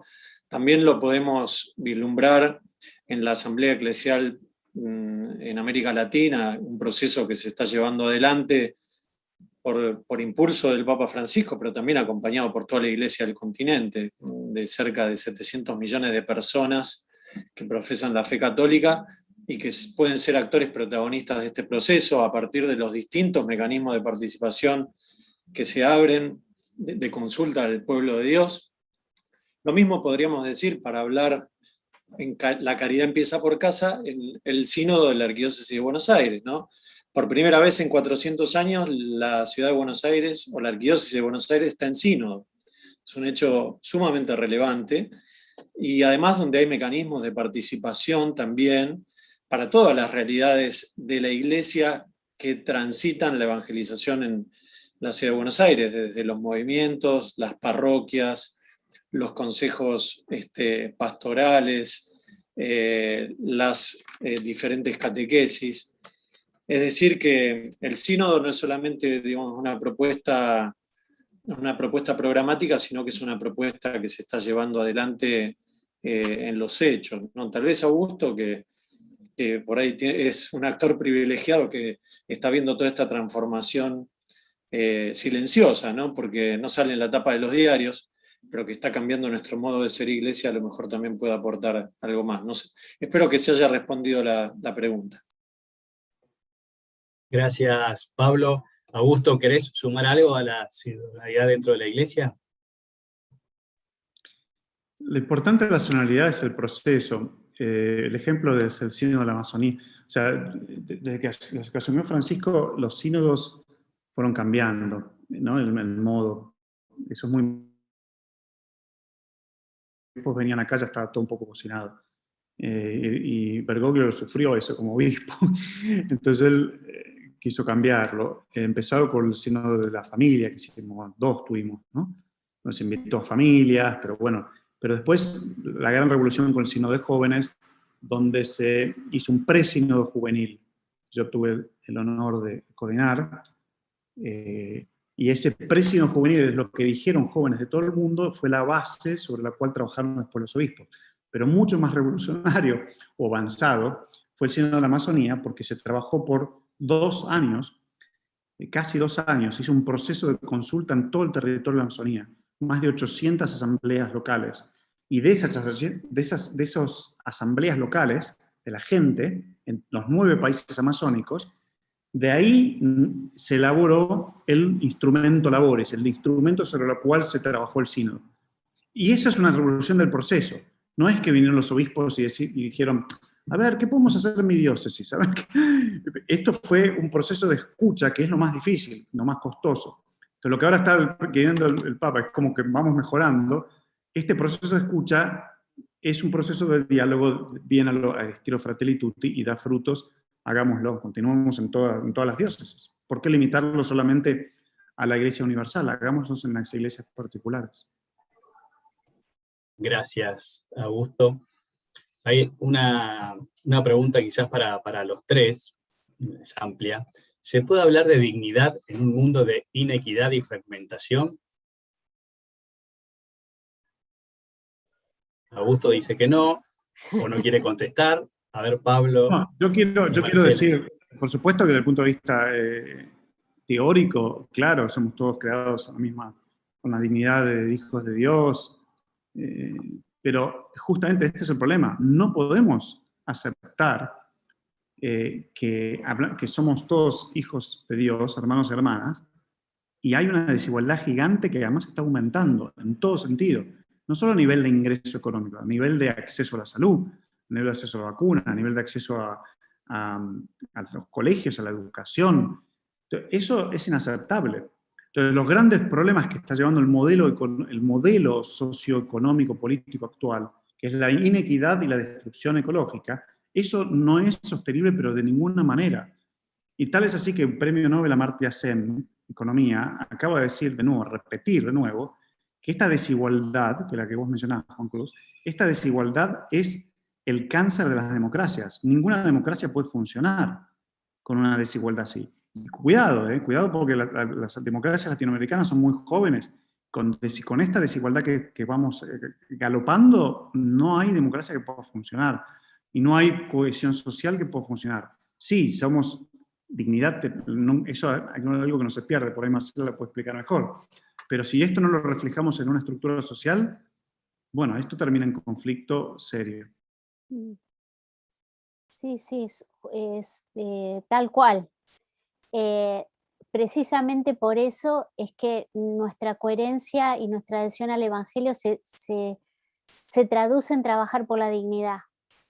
Nadie puede decir que ama a Dios a quien no ve, si no ama al hermano al que ve. Y lo ama concretamente y lo ama de una manera organizada, reformando las estructuras que haya que reformar, ¿no? Entonces, por eso hoy el mensaje de la dignidad es más urgente que nunca. No podemos hablar de otra cosa mientras esta injusticia clama al cielo, me parece. Sí, yo para sumar, digamos, ¿no? Pensaba, digamos, por un lado, digamos, la relación, digamos, entre tres niveles de comprensión de la dignidad, que un poco lo sugerían también Augusto y Marcela, que es en el sentido teológico, en un sentido ontológico y en un sentido material, ¿no? Ontológico en el sentido de que todo ser creado, digamos, es digno, digamos, por el solo hecho de existir, así también lo dicen Laudato Si. En el sentido teológico, porque además nosotros, quienes tenemos fe, digamos, creemos que hemos recibido una dignidad particular por ser criaturas de un Dios, digamos, ¿no? No solo por el hecho de ser y existir, sino por haber sido creados por amor, ¿no? Y en el tercero, el nivel material, sin duda que no puede estar disociado de eso. Y también es cierto, ¿no?, que la dignidad se puede ver afectada, cercenada, o puede no ejercerse de una manera plena por restricciones que tienen que ver con lo material, pero la dignidad del hombre no se pierde jamás, ¿no? Y me venía a la mente Aparecida con su planteo del discipulado misionero, ¿no?, que me parece que un poco reconcilia a veces esta tensión que se dio entre, digamos, la formación y la acción, ¿no? Entonces, ahí en Aparecida, digamos, los obispos decían, ¿no? No se puede poner como excusa para la acción el no estar suficientemente formado, y no alcanza con estar con los pies en el barro, digamos, y en el terreno, si uno no sabe en realidad a quién anuncia, ¿no? Entonces, me parece que un poco el discipulado misionero es el que de alguna forma tiene que dar este modelo, digamos, de forma de intervención en el mundo, es para mí el que da respuesta bueno, esto, como decían Marcela y Augusto, ¿no? Este grito que clama al cielo de la desigualdad, ¿no? Y que no nos puede mantener indiferentes, ¿no? Justamente en el capítulo 2 de Fratelli Tutti, el Papa Francisco hablaba, ¿no? de desterrar la indiferencia como única respuesta, ¿no? Me parece que, nada, eso me venía. Gracias a los tres por complementarse. A ver, Marcela, ¿cómo se hace para que los seminarios de formación sean escuelas de misericordia, compasión y ternura? Los seminarios, sospecho que son los lugares donde estudian las personas, los chicos que van a ser sacerdotes, ¿no? Entiendo Bueno, que sí. yo creo que los seminarios y todos los espacios de formación no van a ser nada distinto de lo que somos nosotros. Hay una cierta reproducción en la formación, lo sabemos, ¿no es cierto?, de modelos. Ahora, yo creo mucho en lo que dice el Papa cuando habla de su pastoral por irradiación, de lo que nosotros vivamos y hagamos, vamos también a formar una iglesia distinta. Entonces tenemos que trabajar mucho la reforma de la iglesia, para que la formación a la que da lugar nuestras mentes reformadas de raíz, como decía Augusto, nuestra conversión también pastoral de estructuras, dé lugar a nuevos pastores que no sean clericalistas, que hagan caminos sinodales, que lleven adelante el pastoreo de este santo pueblo fiel de Dios desde una dimensión de sinodalidad y corresponsabilidad, ¿no? Eso se trata de hacer caminos juntos. Y en esto tenemos que hacer caminos juntos todos. No podemos decir, bueno, este es el problema del Papa, es un problema de los obispos. No, es una corresponsabilidad de todos nosotros de hacer este cambio, de poner nuestro granito de arena para hacer este cambio, comenzando por nuestro cambio personal, ¿no? Pero también por el cambio de las estructuras. Yo creo que esa reforma de la iglesia es la que va a dar a luz también un clero nuevo, un episcopado nuevo y un laicado nuevo, por supuesto, una vida religiosa renovada también. Bien, Augusto, nos están preguntando, cuando vos hablaste del populismo, ¿a cuál te referías? ¿Si al europeo o al argentino? Porque son distintos. No, bueno, no vamos a entrar en la discusión semántica del populismo. Yo traté de explicar bien el populismo que habla el Fratelli Tutti, que es el populismo entendido como una persona, un grupo de personas que por una ideología se aprovechan del pueblo y sobre todo los más vulnerables. Eso está claro, que el Papa lo dice bien claro en Fratelli Tutti. O sea, hay muchos que dicen ser amigos del Papa, pero en ese capítulo se lo saltean. Por otro lado, también están los que se olvidan lo que dice el Papa Fratelli Tutti, volviendo al tema de la dignidad, que está ligado con el populismo, que cuando hablamos de dignidad humana, no hablamos solamente de la dignidad individual, hablamos de la dignidad del pueblo, de la dignidad de ser social, la dignidad política, y que eso está ligado no solo con los derechos fundamentales y los derechos humanos, sino también, por ejemplo, con el destino universal de los bienes. Lo dice claro, lo cita San Juan Crisóstomo, o sea, dice, no podemos promover la dignidad humana sin ese principio, porque todos necesitamos, y ahí hago el link con mi presentación, para poder desarrollarnos integralmente como seres humanos, necesitamos compartir los bienes de la creación y los bienes que co-creamos nosotros como seres humanos. Y sin esa noción de entre lo individual y lo colectivo, entre la dignidad personal y la dignidad del pueblo, sin esa noción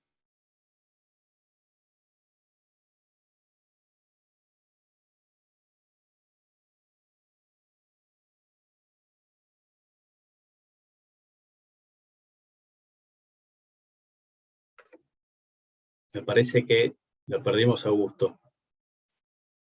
No sabemos si el populismo de Latinoamérica o el populismo europeo lo bajó. Acá estamos, Augusto. Perdón, se cortó, no sé dónde se... No sabemos qué populismo te bajó, pero bueno, acá te tenemos de nuevo, por suerte. Bueno, una pregunta así más amplia, y Augusto hablaba de las 3T, que sobre todo venimos trabajando o desarrollando en Argentina, tierra, techo y trabajo, y está la cuarta T de tecnología, ¿no? Y preguntan, ¿no faltaría agregar la conectividad como una T esencial, sobre todo después de la pandemia? Sí, lo bueno de poner 3 palabras es que, bueno, uno después puede imaginarse más, ¿no?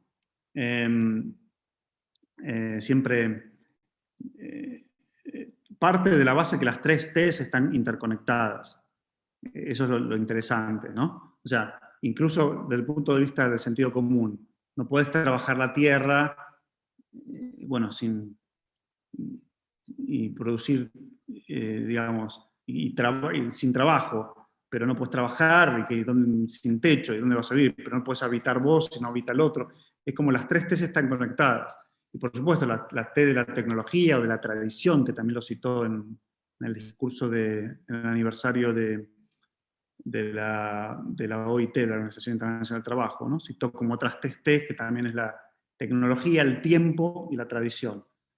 En el sentido de que, por supuesto, la tecnología como al servicio de promover un modo de trabajar la tierra y cuidarla a la vez, no destrozarla, la tecnología al servicio de nuevos techos para todos, pero que sean generadores de mejor calidad de vida, y la tecnología al servicio del trabajo, porque ahora la tecnología, el riesgo es que el trabajo humano quede fuera, sea repasado totalmente por la tecnología. Entonces la tecnología es importante. También es importante la noción de tiempo, porque hay un libro muy interesante, teológico, de un metodista, no sé, Marcela, si lo leíste, pero que es una nueva lectura de la teología del tiempo, que casi todos los teólogos de la historia, al menos de la teología cristiana, hablaron del tiempo. y el tema ahora es importante, porque fíjese que el tiempo relacionado con la producción económica moderna, al menos en el mundo occidental, lo crearon los benedictinos, donde tenían un tiempo para trabajar, pero un tiempo para rezar, ¿no? Y el tiempo para vivir en común. Bueno, cuando sacale la dimensión vivir en común, sacale la dimensión rezar, y te queda solo tiempo para producir. Y entonces, si no vivís en común, producís cuando querés, es decir, no parás más. Y eso es lo que pasa, y no parás más y todo el mundo explota. Entonces, es interesante la noción del tiempo. ¿Qué noción del tiempo? Además, ahora con nuevas tecnologías que supuestamente los seres humanos vamos a tener más tiempo, podemos utilizar ese tiempo para trabajos comunitarios, pero como algo oficial, como algo colectivamente consensuado, donde yo trabajo 3 días por semana, 4, pero 2 días por semana trabajo en algo comunitario. O sea, por ejemplo, estas son las cosas. Entonces, tiempo, noción de tiempo, para repensar la noción de tiempo, la tecnología al servicio de la tierra, techo y trabajo, y también la tradición en el sentido, buen sentido, de qué es lo que recibimos, qué es lo que podemos aprender de la historia y qué queremos transmitir a nuestros hijos. Yo quiero cerrar con esto. No sé si se escuchó lo que dije del populismo, pero no se puede promover todos hermanos y hermanas sin una noción de la combinación de la individual y lo colectivo, o de la dignidad humana con el bien común, o de la dignidad del individuo con la dignidad del pueblo. Y eso aplicado en política, el Papa dice, tiene que expresarse con el respeto no solo de los derechos humanos, sino del destino universal de los bienes. Porque si no, como somos todos hermanos y hermanas, y el destino universal de los bienes, ¿cómo se traduce a nivel político-económico? No hay una sola fórmula, pero tiene que estar. Hoy en día está como excluido el discurso. Entonces, todo esto es lo que nosotros estamos también desde el Vaticano, tratando de impulsando con todos, no solo con movimientos sociales, sino con el World Economic Forum, con economistas, con la economía de Francesco, cómo crear un nuevo sistema económico productivo de consumo que sea realmente al servicio de todos hermanos y hermanas. Bien, Pablo, una preguntita, a ver, ¿podríamos imaginar una instancia de diálogo político entre la Iglesia y los funcionarios para buscar en qué medidas se acercan las medidas de gobierno a desarrollar la fraternidad? Vamos a ver el politólogo cómo responde. Sí, no, es una linda pregunta. Yo creo que, bueno, hay experiencias. Vamos a hablar de la Argentina, ¿no? Que es un poco el lugar donde nos toca estar, ¿no? Y dar nuestro aporte. Hay una experiencia muy linda que fue la experiencia del diálogo argentino, cuando fue la crisis de 2001, ¿no? Y todos recordarán que fue una experiencia motorizada no solamente por la Iglesia Católica, sino también acompañada por otras religiones, incluso también por otras iglesias cristianas, y que buscó el diálogo entre los distintos actores políticos en un momento muy complicado de la historia, en el cual muchos incluso hablan de que se estuvo al borde de la propia disolución institucional de la Argentina, ¿no? Después sabemos que vino la experiencia de Naciones Unidas, pero realmente la experiencia que fue precursora y que además duró mucho tiempo más que la experiencia de diálogo con Naciones Unidas, cuando vino, ustedes recordarán, Angulo, el español de Naciones Unidas aquí, y que continúa en el tiempo. Pero también la Iglesia argentina mantiene espacios permanentes que año a año convocan a distintos actores políticos y del arco político. Me refiero, por ejemplo, a la jornada de pastoral social, ¿no?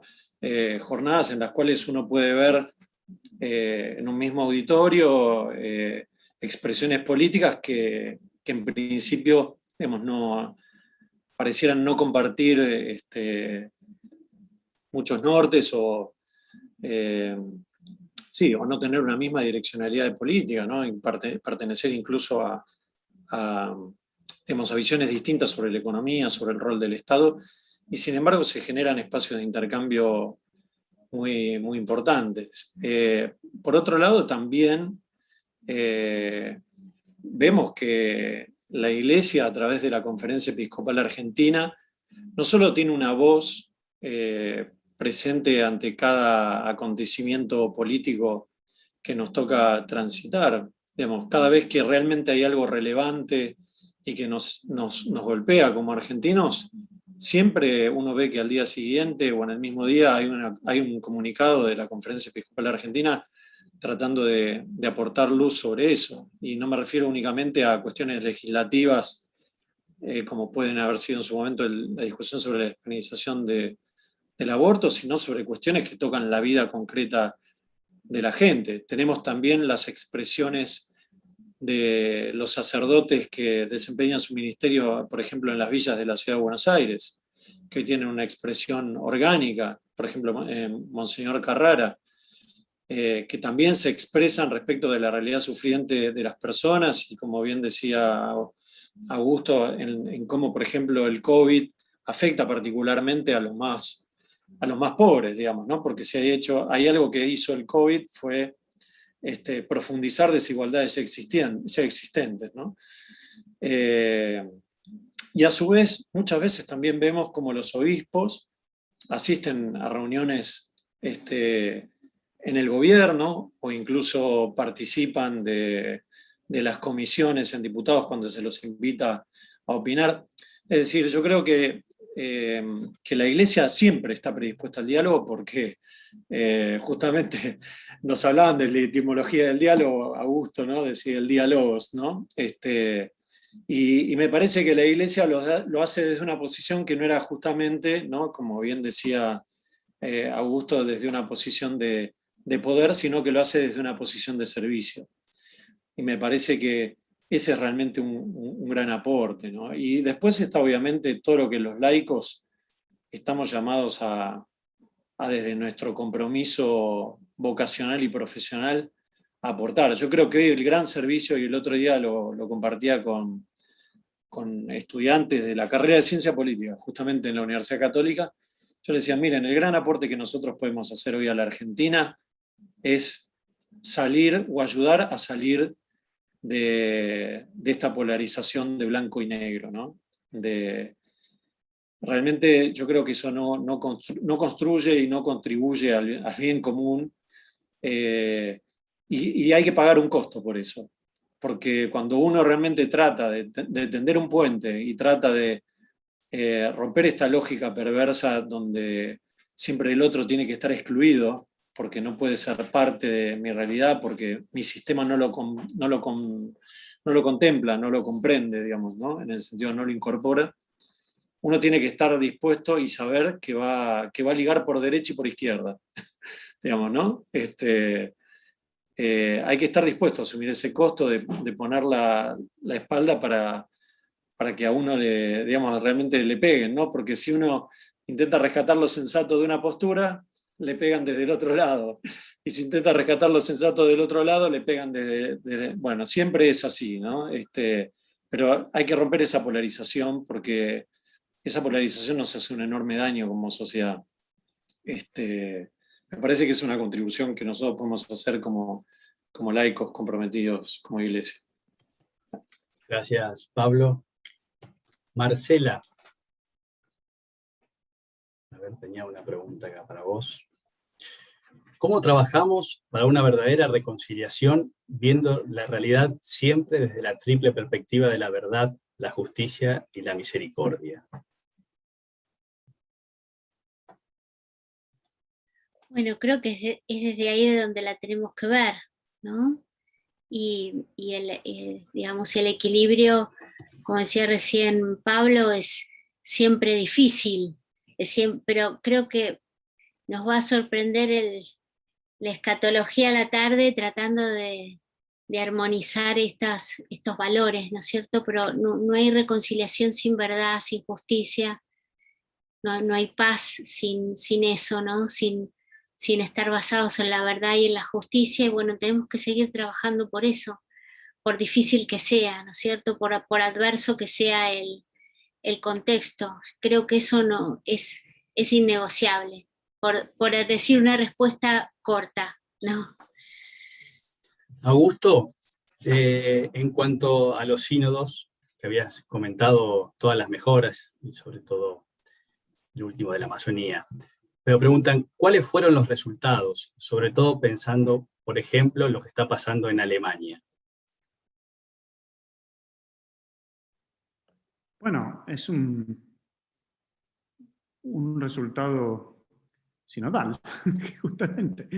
Acá, y lo correcto con lo que decía Pablo, bien explicado sobre el diálogo, ¿no?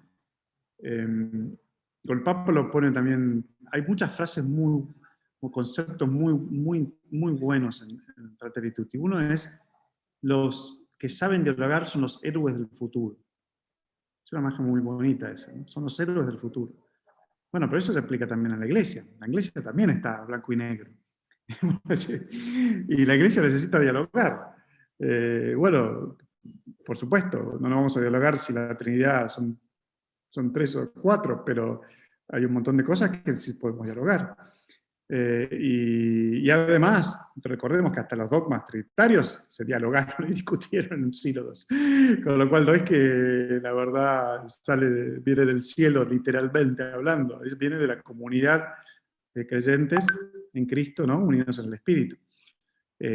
Por supuesto, ¿no? Bajo el liderazgo de los obispos y del Papa. Pero lo que está pasando en Alemania, miren, en Alemania la gente, los católicos, se toman muy en serio su participación católica, porque ellos además están ligados, tienen que pagar un impuesto muy grande. O sea, si uno es católico, entonces, y además por la cultura alemana, ellos dialogan, después cuando se decide ellos cumplen la regla, pero si no les gusta la regla van a discutir la regla. En cambio hay otros países, que no me refiero a quiénes, que la regla está bien, no discutimos todas las reglas porque después no la cumplimos, ¿no? Entonces, Alemania creo que, para darles un crédito de lo que está pasando, bueno, hay mucha gente, muchos católicos que quieren discutir, las vocaciones sacerdotales han disminuido drásticamente, está todo el tema de los abusos, y bueno, y quieren discutir otros estilos de liderazgo en la iglesia. Me parece que eso es válido. Ahora, ¿qué saldrá de esa discusión? Bueno, eso es un proceso sinodal. ¿Se entiende? O sea, el proceso sinodal no es, juntémonos para tomar un café. No, es para discutir cosas difíciles, porque si no, no se necesita ningún sínodo, ¿no? Eso se arregla con una charla de café. Un sínodo no es una charla de café, un sínodo es lo que pasó en la Amazonía. Bueno, ¿cómo generar? Y ahí te respondo la pregunta. Los frutos. Bueno, fíjense los frutos del sínodo de la Amazonía. Se creó ahora un organismo eclesial americano, no episcopal, eclesial, con líderes distintos también necesariamente al orden sagrado. Todo el CELAM se está reformando, ¿no? La Conferencia Episcopal Latinoamericana se está reformando en base a los resultados del Sínodo de la Amazonía, los 4 sueños, ¿no? El social, el cultural, ¿no? El ecológico y el eclesial. Y todo el programa del CELAM está basado en los 4 sueños de Querida Amazonía. Fíjense lo que está pasando también en esta imagen de cómo cambiar, o sea, si tenemos un territorio que tiene una realidad similar, pero está en 9 países, pero está, bueno, ¿por qué no unirnos en ese territorio? ¿Por qué limitarnos solamente al esquema clásico de diócesis? Que lo creamos nosotros, no es una cosa de derecho divino, ¿no? Entonces, fíjense, los resultados del sínodo es eso, es cómo discutir temas difíciles en la iglesia, pero en vez de decir, volviendo a lo que dice Pablo lo explicaba creo que a nivel de política argentina, pero yo lo puedo aplicar a la iglesia, en vez de decir, no, sí, lo que dice la iglesia, yo me voy, ¿no? Bueno, en vez de decir eso, bueno, no, discutamos, no te vayas, que al principio en la iglesia inicial era así, y si uno lee los Hechos de los Apóstoles, se mataban discutiendo. Bueno, después una vez que se decidían, así se genera comunidad.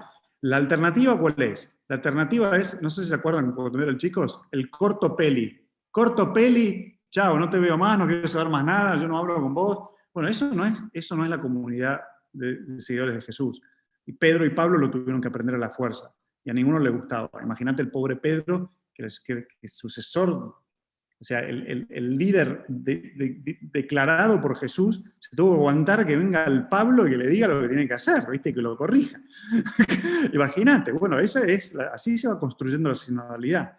Entonces, hablar de lo difícil, de los temas difíciles en la iglesia, requiere un diálogo, pero el diálogo requiere una estructura donde uno pueda dialogar, las reglas de juego de un diálogo verdadero.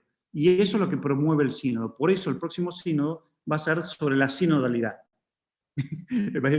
Porque eso es lo que necesitamos, tener esos espacios de diálogos con reglas de juego claras, donde la gente pueda participar, y así vayamos caminando y descubriendo el futuro de la iglesia. Gracias, Augusto, gracias, Marcela, gracias, Pablo. La verdad que tanto en las exposiciones como en las preguntas, que fueron más allá de los temas de cada uno, fueron muy ricos. Es como que no tengo mucho para agregar. Sí quisiera tomar de la encíclica el capítulo 36, que está un poco basado, o resume un poco lo que estuvieron hablando de ustedes, y la leo textual porque me parece que ayuda a sintetizar un poco, donde dice: si no logramos recuperar la pasión compartida por una comunidad de pertenencia y de solidaridad, a la cual destinar tiempo, que señalaba Augusto como una nueva T, esfuerzo y bienes, la ilusión global que nos engaña se caerá ruinosamente y dejará a muchos a merced de la náusea y el vacío. Me parece que engloba bastante de lo que estuvieron transmitiendo y compartiendo ustedes con nosotros. Me pregunto qué hacemos cada uno de nosotros, ¿no? Augusto decía varias veces no sacarse de encima, ¿no? Desde la iglesia, digo, cada uno somos responsables, no es el otro, o no siempre es el otro, ¿no? Desde cada uno de su lugar como padre, hijo, como estudiantes de la universidad, como profesionales, como sacerdotes, en pos de abonar por una cultura del encuentro, por esa comunidad de pertenencia y de solidaridad que nos lleve a esa hermandad de ser todos hijos del mismo Padre, ¿no? ¿Por dónde vamos? ¿Cuál es mi responsabilidad? Nosotros de la universidad venimos trabajando en esa formación de universitarios, en propuestas pedagógicas en las cuales se articule la formación curricular, articulándola con problemas reales de la sociedad y buscando dar soluciones y propuestas. Me gustó que el reciclado, preocuparse por el reciclado, diría, ya es algo viejo, ¿no? Deberíamos superarlo, decía Augusto. El ser reciclado debería ser algo ya pasado, vencido, y no, todavía en muchas sociedades, todavía seguimos pensando a ver cómo reciclar, cuando deberíamos estar pensando en un proceso tecnológico y de inclusión de todas las TED superador, ¿no? Este proceso que buscamos desde la universidad justamente permite al alumno tener un rol protagónico en el momento de formación académica, justamente en el momento donde uno empieza a decidir qué va a querer ser del futuro y qué va a ser del futuro, en donde pone en juego sus aprendizajes en contexto con la periferia, en contexto con el otro, y buscando esa amistad social y fraternidad, para construir algo nuevo que lleve a esa cultura del encuentro a la que nos convoca Francisco. Y yo cerraría hablando de hermanos todos, con José Hernández, ¿no? Y su Martín Fierro. Los hermanos sean unidos porque es la ley primera, tengan unión verdadera en cualquier tiempo que sea, porque si entre ellos se pelean, los devoran los de afuera. Ojalá este fuerte sacudón de la pandemia nos llame a repensar realmente en qué sociedad queremos vivir. Si es en una de sálvese quien pueda, en donde esas raíces están podridas y no terminará salvándose nadie, o en las que nos propone Francisco en esa encíclica, en esa misma barca, y salir todos juntos.